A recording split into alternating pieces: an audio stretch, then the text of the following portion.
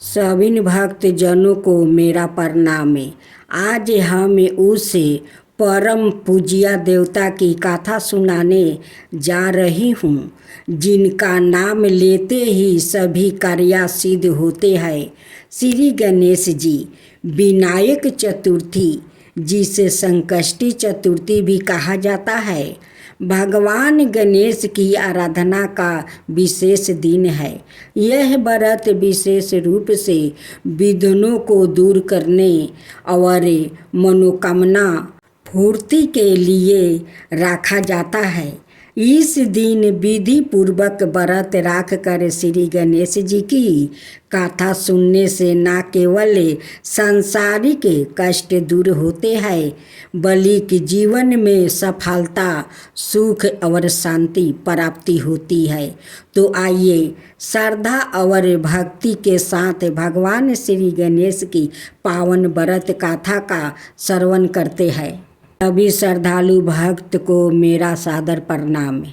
आज हम भगवान श्री गणेश को समर्पित विनायक चतुर्थी व्रत कथा का श्रवण करने इकट्ठा हुआ हूँ। यह पावन व्रत हर माह की कृष्णा पक्ष की चतुर्थी तिथि को मनाया जाता है, जिसे संकष्टी चतुर्थी या विनायक चतुर्थी के नाम से जाना जाता है। भगवान गणेश को विघ्नहर्ता, बुद्धिदाता और शुभ कारक माना गया है। इस व्रत को श्रद्धा और नियम पूर्वक करने से सभी कष्टों का नाश होता है, जीवन में सुख, समृद्धि और शांति आती है। खास कर जो भक्त संतान सुख, विद्या या कार्यों में सफलता की कामना करते हैं, उनके लिए यह व्रत अत्यंत फलदायक है। अब हम विनायक चतुर्थी की दिव्य कथा का श्रवण करेंगे, जो हमारे जीवन को मंगलमय बना देगी। 2025 हिंदू धर्म में भगवान श्री गणेश जी की पूजा किसी भी शुभ कार्य से पहले किए जाने की मान्यता है। भगवान गणेश का एक नाम विघ्नहर्ता भी है। हर वर्ष के प्रत्येक माह में शुक्ल पक्ष की चतुर्थी को विनायक चतुर्थी मनाई जाती है। देवताओं में गणेश भगवान को प्रथम देवता का दर्जा दिया गया है। साल के प्रत्येक महीने में गणेश भगवान की पूजा अर्चना के लिए एक दिन निर्धारित किया गया है, जिसे गणेश चतुर्थी के नाम से जाना जाता है। मानता है कि इस दिन जो कोई भी इंसान भगवान गणेश का पूरे विधि विधान से पूजा करता है, उसके जीवन में आने वाली सभी समस्याओं का निवारण हो जाता है।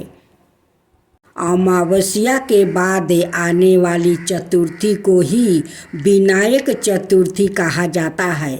वही विनायक चतुर्थी पर कथा पढ़ना भी शुभ माना जाता है। श्री गणेश चतुर्थी व्रत की पौराणिक कथा के अनुसार एक बार भगवान शिव और माता पार्वती नर्मदा नदी के किनारे बैठे थे। वहाँ माता पार्वती ने भगवान शिव से समय व्यतीत करने के लिए चौपार खेलने को कहा। शिव चौपार खेलने के लिए तैयार हो गए, परंतु इस खेल में हार जीत का फैसला कौन करेगा, यह प्रश्न उनके समक्ष उठा तो भगवान शिव ने कुछ तिनके इकट्ठा कर उसका एक पुतला बनाकर उसकी प्राण प्रतिष्ठा कर दिया और पुतले से कहा, बेटा, हम चौपार खेलना चाहते हैं, परंतु हमारी हार जीत का फैसला करने वाला कोई नहीं है। इसलिए तुम बताना कि हम दोनों में से कौन हारा और कौन जीता। उसके बाद भगवान शिव और माता पार्वती का चौपार खेल शुरू हो गया। यह खेल 3 बार खेला गया और संजोग से तीनों बार माता पार्वती ही जीत गई। खेल समाप्त होने के बाद बालक से हार जीत का फैसला करने के लिए कहा गया तो उस बालक ने महादेव को विजय बताया। यह सुनकर माता पार्वती क्रोधित हो गई और क्रोध में उन्होंने बालक को लंगड़ा होने की कीचड़ में पड़े रहने का श्राप दे दिया। बालक ने माता पार्वती से माफ़ी मांगी और कहा कि यह मुझसे अज्ञानतावश ऐसा हुआ है, मैंने किसी दोष भाव से ऐसा नहीं किया। बालक द्वारा क्षमा मांगने पर माता ने कहा, यहाँ गणेश पूजन के लिए नाग कन्या आएगी, उन्हीं के कहे अनुसार तुम गणेश व्रत करो, ऐसा करने से तुम मुझे प्राप्ति करोगे। यह कहकर माता पार्वती शिव के साथ कैलाश पर्वत वो चली गई। 1 बरस के बाद उस स्थान पर नाग कन्या आई। तब नाग कन्याओं से श्री गणेश के व्रत की विधि मालूम करने पर उस बालक ने 21 दिन लगातार गणेश जी का व्रत किया। उसकी श्रद्धा से गणेश जी प्रसन्न हुए। उन्होंने बालक को मनोवांछित फल मांगने के लिए कहा। उस पर उस बालक ने कहा, हे विनायक, मुझसे इतनी शक्ति दीजिए कि मैं अपने पैरों से चल कर अपने माता पिता के साथ कैलाश पर्वत पर पहुंच सकूं और वो यह देख प्रसन्न हो जाए। तब बालक को वरदान देकर श्री गणेश अंतर्ध्यान हो गए। इसके बाद वो बालक कैलाश पर्वत पर पहुंच गया और कैलाश पर्वत पर पहुंचने की अपनी गाथा उसने भगवान शिव को सुनाई। चौपार वाले दिन से माता पार्वती शिव जी से विमुख हो गई थी और देवी के रूठे होने पर भगवान शिव ने भी बालक के बताए अनुसार 21 दिनों तक श्री गणेश का व्रत किया। इस व्रत के प्रभाव से माता पार्वती के मन से भगवान शिव के लिए जो नाराजगी थी वो समाप्त हो गई। तब यह व्रत विधि भगवान शंकर ने माता पार्वती को बताई। यह सुनकर माता पार्वती के मन में भी अपने पुत्र कार्तिकेय से मिलने की इच्छा जागृत हुई। तब माता पार्वती ने भी 21 दिन तक श्री गणेश का व्रत किया और दूब, फूल और लड्डुओं से गणेश जी का पूजन अर्चना किया। व्रत के 21वां दिन कार्तिकेय सवाई माता पार्वती जी से आ मिले। उस दिन से श्री गणेश चतुर्थी का यह व्रत समस्त मनोकामनाओं की पूर्ति करने वाला व्रत माना जाता है। इस व्रत को करने से मनुष्य के सारे कष्ट दूर होकर मनुष्य को समस्त सुख सुविधाएं प्राप्ति होती है। एक गांव में माँ बेटी रहती थी। एक दिन वो अपनी माँ से कहने लगी कि गांव के सब लोग गणेश मेला देखने जा रहे हैं, मैं भी मेला देखने जाऊंगी। माँ ने कहा कि वहाँ बहुत भीड़ होगी, कहीं गिर जाओगी तो चोट लग जाएगी। लड़की ने माँ की बात नहीं सुनी और मेला देखने चल पड़ी। माँ ने जाने से पहले बेटी को 2 लड्डू दिया और एक कमंडल में पानी दिया। माँ ने कहा कि एक लड्डू तो गणेश जी को खिला देना और थोड़ा पानी पिला देना, दूसरा लड्डू तुम खा लेना और बाचा पानी भी पी लेना। लड़की मेले में चली गई। मेला खत्म होने पर सभी गांव वालों वापस आ गया, लेकिन लड़की वापसी नहीं आई। लड़की मेले में गणेश जी के पास बैठ गई और कहने लगी कि एक लड्डू और पानी गणेश जी तुम्हारे लिए है और एक लड्डू और बाकी पानी बची मेरे लिए है। इस तरह कहते कहते सारी रात बीत गई।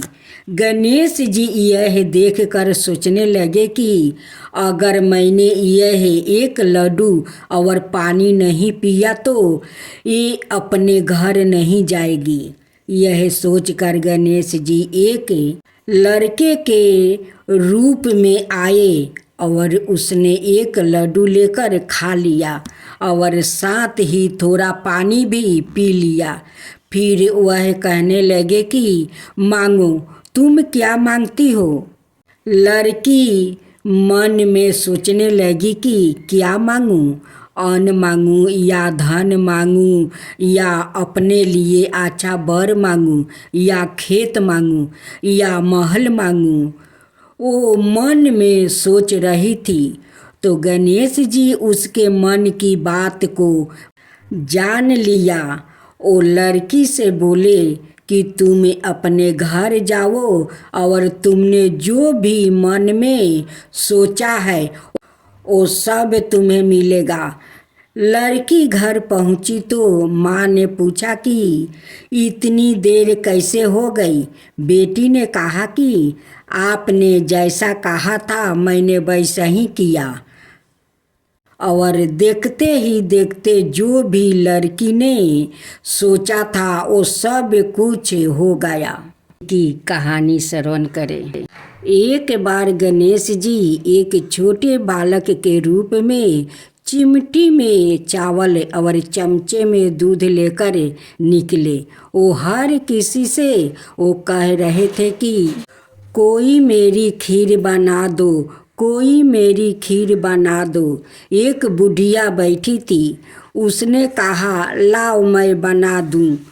वो छोटा सा बर्तन चढ़ाने लगी। तब गणेश जी ने कहा कि दादी माँ छोटी सी बर्तन मत चढ़ाओ, बर्तन हो वही चढ़ा दो।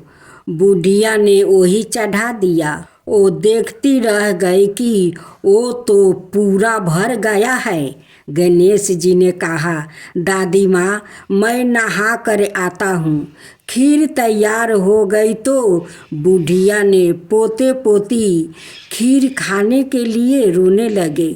बुढ़िया ने कहा गणेश जी आपके भोग लगाना कह कर चूल्हे में थोड़ी सी खीर डाल दिया और कटोरे भर कर बच्चों को दे दिया। पड़ोसिन ऊपर से देख रही थी। बुढ़िया ने सोचा यह चुंगली कर देगी, सो कटोरे भर कर उसे भी पकड़ा दिया। बेटे की बहू ने चुपके से एक कटोरा खीर खाई और कटोरा चौकी के नीचे छुपा दिया। अब भी गणेश जी नहीं आए। बुढ़िया को बहुत भूख लग रही थी। एक कटोरा खीर का भर कर वो केवाड़ के पीछे बैठकर एक बार फिर कहा जय गणेश जी आपके भोग लगना और खाना शुरू कर दिया। तभी गणेश जी आ गए। बुढ़िया ने कहा आजा रे गणेशा खीर खा ले, मैं तो तेरी ही राह देख रही थी। गणेश जी ने कहा दादी माँ मैंने तो खा ली। बुढ़िया ने कहा कब खाई?